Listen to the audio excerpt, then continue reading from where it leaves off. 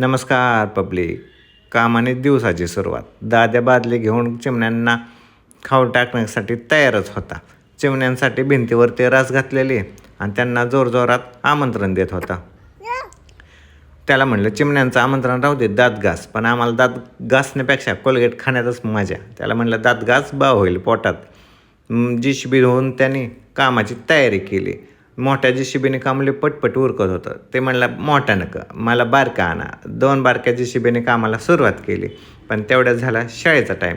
मग शाळेचा टाईम म्हणल्यावर डब्याचा टाईम. मग त्यासाठी मस्तपैकी भाजी बनवली आणि 1 चमचा कशी झाली ते टेस्ट करण्यासाठी घेतला. भाजी मस्त झाली होती. त्याला शाळेत सोडायला गेलो तर नेहमीप्रमाणे गावाच्या आधी आम्हीच तिथं. म्हणलं, पप्पा जातो आणि कुलूप तोडतो, मीच सगळ्यात पहिल्यांदा बसतो. म्हणलं, तसं करू नको, आपण वनभोजन करू.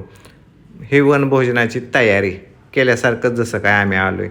उघडला डबा आणि त्याला म्हणलं, बस जेवा आहे. हे आमच्या गावातलं सगळ्यात जुनं आणि मोठं पिंपळाचं झाड.